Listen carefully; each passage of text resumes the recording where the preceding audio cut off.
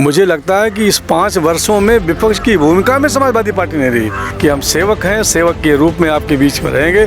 24 घंटे में 18 घंटे हम निश्चित रूप से अपने क्षेत्रवासियों की सेवा करेंगे और उसमें जो बहुत सारे काम विकास के हैं, अन्य दूसरे काम हैं, उनको सबको पूरा। नमस्कार, इस समय मैं मौजूद हूँ रुदौली विधानसभा में। अयोध्या जनपद की विधानसभा है और हमारे साथ बातचीत करने के लिए यहाँ के जो हमेशा फ्रंट फुट पर बैटिंग करने वाले विधायक, मतलब अगर बात की जाए रामचंद्र यादव की, तो अभी तक 2 बार रुदौली विधानसभा से विधायक रह चुके हैं। तो हमारे साथ सीधी बात में मौजूद है, हमसे सीधी सवाल करेंगे क्योंकि इनकी तीसरी बार भी इनको भारतीय जनता पार्टी ने टिकट दिया है। ये अवसर हमारे लिए बहुत ही सौभाग्यशाली है। जिस समय अयोध्या की गरिमा और महिमा के अनुसार हमारी अयोध्या की रुदौली विधानसभा का विकास हो रहा हो और ऐसी बहुत सारी विकास की योजनाएं जो हमारे इस विधानसभा क्षेत्र के कारोबारी, व्यापारी, नौजवान, विद्यार्थी चाहते हैं, उसको सबको श्रीमान योगी आदित्यनाथ जी के नेतृत्व में हम लोगों ने पीछे 2017 से 22 तक इस काम को यहाँ पर आगे बढ़ाने का काम किया है, जो इस क्षेत्र के लोग चाहते थे। विधायक जी, मेरा सवाल है आपसे, मुस्लिम बहुल क्षेत्र है, फिर भी आपकी पार्ट इतनी है कि आप लगातार 2 बार चुनाव जीत चुके हैं। देखिए, हमारी जो अपने इस रुदौली विधानसभा क्षेत्र की नवैयत है, जिसमें हम लोगों ने लगातार लोगों के बीच में रह के काम किया, उसमें कभी भी भेद नहीं किया। सबका साथ, सबका विकास, सबका विश्वास और सबका प्रयास, इस नारे को साकार करने वाले सभी को साथ में जोड़ करके हम लोगों ने काम किया है और उसी का परिणाम है कि इस पूरे के पूरे रुदौली विधानसभा क्षेत्र के माइनॉरिटी के भी हमारे साथी हम लोगों के कंधे से कंधे मिला करके हर जगह खड़े दिखाई पड़ते हैं। हम उनके सुख में शामिल होते हैं, हम उनके हर तरह के जो भी समस्याओं का विषय होता है, जो भी उनके विकास की योजनाओं का विषय होता है, उसमें हम उनके साथ खड़े रहते हैं और इसी का परिणाम है कि आज इस रुदौली विधानसभा क्षेत्र का एक ऐसा तबका जो कभी भारतीय जनता पार्टी को सपोर्ट नहीं करता था, आज भारतीय जनता पार्टी के साथ खड़ा हुआ दिखाई पड़ता है। अच्छा, अगर बात की जाए यहाँ विकास को लेकर, तो हमने अभी विकास को लेकर किया, विकास तो आपने बहुत किया, लेकिन रोडों का क्या माजरा रहता है कि हमने देखा कुछ रोडें जो भी निर्माणाधीन हैं या उन पर कार्य नहीं होते, उनका कारण क्या हो सकता है? नहीं, देखिए, काम तो आप सब लोग जानते हैं कि 2017 के बाद जिन सड़कों पर रुदौली विधानसभा क्षेत्र में काम हुआ है, वो सड़कें आधी, सबसे वो महत्वपूर्ण आधी सड़कें जो बन के तैयार हो गई हैं। ऐसी बहुत सारी सड़कें हैं जो अभी नवनिर्माण की हैं, जिनकी योजनाओं का काम शुरू होने में विलम्ब हुआ कोरोना काल के नाते। वो कोरोना काल की योजनाओं के जो काम शुरू हुए, उनमें थोड़ा धीमी गति रही, जिससे अभी वो अधूरे रह गए। लेकिन उनको भी सख्ती से कह करके हमारी प्रदेश की लोकप्रिय सरकार ने समय से, क्योंकि इस समय ठंडी का समय है और ये जो सड़कें बनती हैं, इनका पेंट का काम ठंडी में नहीं हो सकता, तो इनको फरवरी से मार्च तक पूरा करने का सख्ती से निर्देश दिया है। लगता है आपको कि इस सरकार में बेरोजगारी समस्याएं, बेरोजगारी और भ्रष्टाचार बढ़ा है? देखिए, हमारी सरकार की सबसे बड़ी प्राथमिकता थी किसी भी हालत में प्रदेश में जो पूर्ववर्ती सरकारें थी, जिनके रहते एक तरफ जहां नौजवानों का शोषण हो रहा था, नौजवानों को नौकरियों के नाम पर ठगा जा रहा था, और दूसरी तरफ विकास के नाम पर एक ज़बरदस्त भ्रष्टाचार का एक वातावरण बना हुआ था। उत्तर प्रदेश की लोकप्रिय सरकार के गठन के बाद योगी जी का पहला संकल्प कि उत्तर प्रदेश में पूर्ववर्ती सरकारों की जो भी भ्रष्टाचार की बहुत सारी पत्रावलियाँ थी, बहुत सारी कार्रवाइयाँ थी, उसको पूरा करने का काम किया, उसमें कार्रवाई करने का काम किया। और इधर दूसरी तरफ एक अच्छा वातावरण बना करके जहाँ शिक्षकों की भर्ती में पारदर्शी व्यवस्था, दूसरी तमाम जो सरकारी नौकरियाँ थीं उसमें रोज़गार के नाम पर हमारे नौजवानों को उत्तर प्रदेश के मुख्यमंत्री ने एक विशेष अवसर देकर के उनको रोज़गार दिया। कहीं से भी एक भी नौजवान ठगा नहीं गया। आपको लगता है कि यादव जो गढ़ है अयोध्या में, रामचंद्र यादव पसंद करता, अखिलेश यादव को नहीं पसंद करता? कारण क्या, माजरा को समझता है भाई? अखिलेश यादव आज के दौर में जो है राष्ट्रीय अध्यक्ष अखिलेश समाजवादी पार्टी के, रामचंद्र यादव विधायक हैं, लेकिन हमने जो सर्वे किया उसमें जो यादवों का गढ़ है, अगर रुदौली विधानसभा की बात की जहाँ से विधायक हैं, तो वो रामचंद्र यादव को पहले फैक्टर मानते हैं कि रामचंद्र यादव किसी भी पार्टी से चुनाव लड़ेंगे तो हम उन्हीं के साथ रहेंगे। देखिए, आपकी जानकारी के लिए बता दूँ, मैं 1984 से लगातार इस जिले की राजनीति में अपनी प्रबल भूमिका में, अपनी महत्वपूर्ण भूमिका में, अपनी ज़बरदस्त भूमिका में, अपने हर सक्रिय भाव को लेकर के काम करता रहा।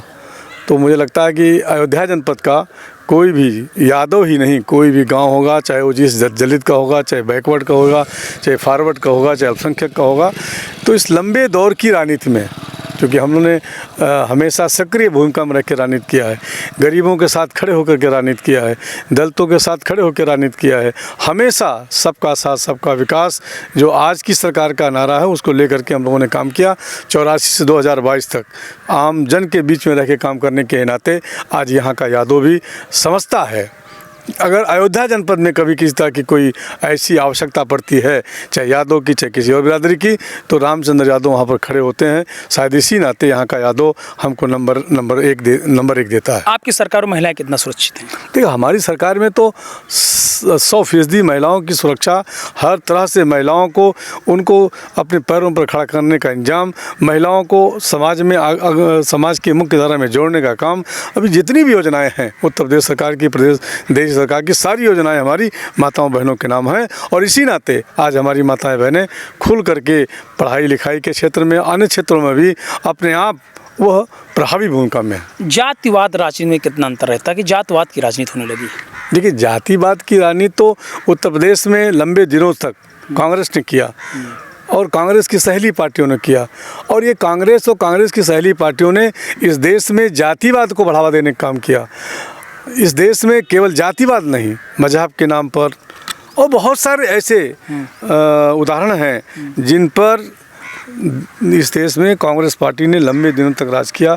तुष्टीकरण के आधार पर उनकी सहेली पार्टियों ने राज किया और ये बहुत सारे जो जात धर्म मजहब के आधार पर राजनीति करने वाले लोग हैं, इनका समय समाप्त। अब सबका साथ सबका विकास और सबका विश्वास सबका प्रयास ही चलेगा। और इसीलिए मोदी जी और इस उत्तर प्रदेश के मुख्यमंत्री योगी जी आज देश में जहां मोदी जी का नंबर 1 का स्थान है, जननायक हैं, वहीं उत्तर प्रदेश में योगी जी हर तरह से लोकप्रिय हैं।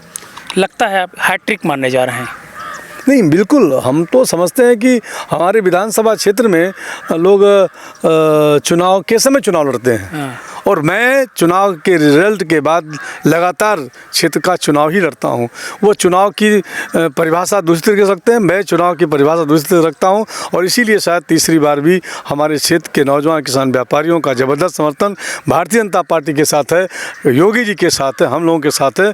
और निश्चित रूप से इस अपार जन समर्थन को लेकर के हम लोग उत्तर प्रदेश में 2022 में भारतीय जनता पार्टी की योगी की सरकार बनाने जा रहे हैं। क्या लगता है कि 2 बार के विधायक रह चुके हैं, फिर भी टिकट के लिए कोई टेंशन या तनावबाजी? ठीक है, हम तो कहीं टिकट मांगने नहीं गए। अच्छा।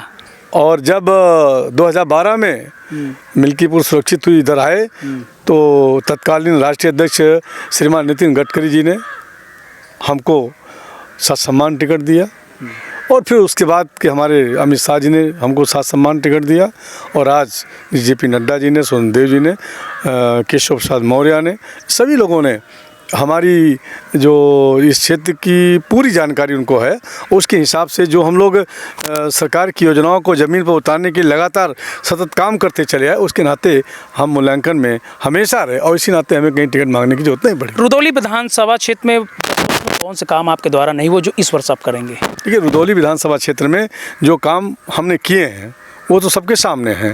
अभी हमारे पास एक सबसे बड़ी समस्या है, जो हमारे सरजू नदी के किनारे करीब 55 ऐसी गांव पंचायतें हैं जिनके तटबंध के किनारे होने के नाते पूरे क्षेत्र का पानी वहां पर जाता है, जलभराव होता है और जलभराव के नाते उनके किसानों की फसल नष्ट होती है।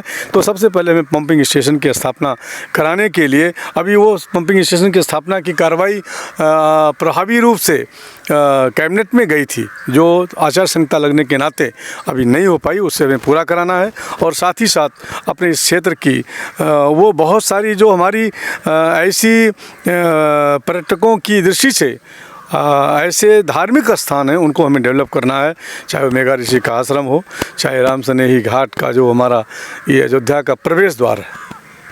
जब भी कोई हमारा भारतवर्ष का कोई भी पर्यटक आता है, कोई भी श्रद्धालु राम मंदिर की तरफ आता है, तो राम सनेही घाट जो रुदौली की सीमा है वहाँ पर आता, हमें उसको अयोध्या का प्रवेश द्वार बना करके पूरे के पूरे देश के पर्यटकों को हमें अपनी तरफ आकर्षित करना है। योगी जी ने अयोध्या से चुनाव योगी जी का अयोध्या से चुनाव न लड़कर गोरखपुर से चुनाव लड़ गए। अयोध्या से चुनाव लड़ते गम है या खुशी? नहीं, अयोध्या से चुनाव लड़ते तो पूरी तरह से अयोध्या की जो मर्यादा राम की जन्मस्थली है और उनकी जन्मस्थली के नाते जो राम मंदिर का निर्माण शुरू हो रहा, तो लोगों में एक भाव जगा था कि अगर यहाँ से लड़ेंगे तो जहाँ एक तरफ राम मंदिर बन रहा है, वहीं दूसरी तरफ स्वयं योगी जी ने आकर के करीब 35 बार यहाँ पर बहुत सारी विकास की योजनाओं को शुरुआत की है और उसमें बहुत सारी योजनाएं पूरी हुई हैं। तो लगता था लोगों को कि ये जो मोदी जी ने कहा है कि साहब हम अयोध्या को दुनिया का स्मार्ट शहर बनाएंगे, तो योगी जी के लड़ने से लोगों के भाव जगे थे कि जो मोदी जी ने कहा कि इसको स्मार्ट शहर बनाने जा रहे हैं, तो जब मुख्यमंत्री के रूप में योगी जी लड़ने जा रहे हैं तो निश्चित रूप से जल्द ऐसा समय आएगा कि हमारा अयोध्या स्मार्ट शहर होगा। लेकिन अयोध्या में न करके वो गोरखपुर अपनी परंपरागत सीट पर लड़े हैं, तो चूंकि परंपरागत सीट पर लड़ने के बाद वो मुख्यमंत्री बने और वहीं से मुख्यमंत्री बनने के बाद अयोध्या का इतना बहुत बड़ा विकास कराए हैं, तो वो बहुत सारे विकास काम मुझे भरोसा है कि वो जो मोदी जी ने कहा है कि हम दुनिया का स्मार्ट शहर बनाएंगे, वो बन करके रहेगा। कितना लगता है नई सपा नई हवा कितना असर डालेगी इस बार के विधानसभा चुनाव पर? देखिए, आप तो पता जानते हैं, कहीं मुझे कहना नहीं है कौन नई सपा।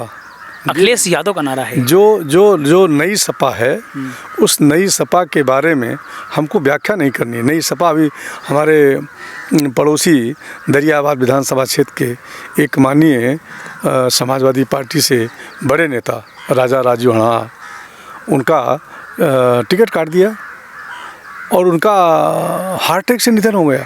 क्या लगता है को टिकट की वजह से निधन हुआ? हाँ, लोग अभी बता रहे थे, मैं तो अभी जानकारी में आया कि पूरी लाखों की भीड़, अभी जब वो लखनऊ से उनका शव आया तो दरियाबाद से लेकर उनके गांव हणा तक लाखों की भीड़ है। लगता है कि ये लोग बता रहे हैं कि साहब वहाँ पर जो करें नहीं सपा खिलाफ नारे लग रहे हैं। लगता कहीं ना कहीं कि टिकट ना मिलने की वजह से राजीव सिंह के साथ ऐसी घटना घटित हुई? नहीं, लगता नहीं, लोग कह रहे हैं। अच्छा, लोग कह रहे हैं कि साहब इसी नाते, और वो जब बेहोश है तो उस समय भी बोल रहे थे कि हम चुनाव लड़ेंगे। अच्छा। चुनाव लड़ेंगे इस तरह का। देखिए, नई सपा और नई सपा की हवा का तब महत्व होता है जब कोई एक आधार बना करके, कभी भी मुझे लगता है कि इस 5 वर्षों में विपक्ष की भूमिका में समाजवादी पार्टी नहीं रही। बीजेपी की सरकार पहले 300 के पार जाने पर बनी थी, इस बार भी 300 के पार जाएगी और बीजेपी की सरकार बनेगी। न कहीं सपा का पता रहे, न किसी और का पता रहे। लास्ट क्वेश्चन, रुदौली विधानसभा क्षेत्र की जनता को एक प्रत्याशी के रूप में क्या मैसेज देना चाहते हैं आप? नहीं, प्रत्याशी के रूप में एक सीधा सा संदेश कि जब 2012 में हम आए थे, अपने इस क्षेत्र की माताओं बहनों के सामने, नौजवानों के सामने, किसानों के सामने, हम अपने इस क्षेत्र के उन सभी वर्ग के लोगों के सामने पहली बार जब चुनाव लड़ने आए थे, उस समय मैंने कहा था कि हम सेवक हैं, सेवक के रूप में आपके बीच में रहेंगे। 24 घंटे में 18 घंटे हम निश्चित रूप से अपने क्षेत्रवासियों की सेवा करेंगे और उसमें जो बहुत सारे काम विकास के हैं, अन्य दूसरे काम हैं, उनको सबको पूरा करेंगे। लास्ट क्वेश्चन, कितनी सीटें जीत रहे हैं आप यूपी में? हमें 300 से ऊपर जा रहा है। 100% 300 से ऊपर भारतीय जनता पार्टी चुनाव जीतेगी और फिर से योगी जी की सरकार बनेगी। बहुत बहुत धन्यवाद आपका यूपी से बात करने के लिए। ये थे हमारे साथ भारतीय जनता पार्टी के विधायक रुदौली विधानसभा से रामचंद्र यादव जी। इनका साफ तौर पर कहना है कि इस बार 300+ सीटें जीतेंगी और एक बार और है, इस बार विधायक जी भी हैट्रिक के लगाने के मूड में है। यूपी टीवी के लिए शिव मोस्ती की रिपोर्ट।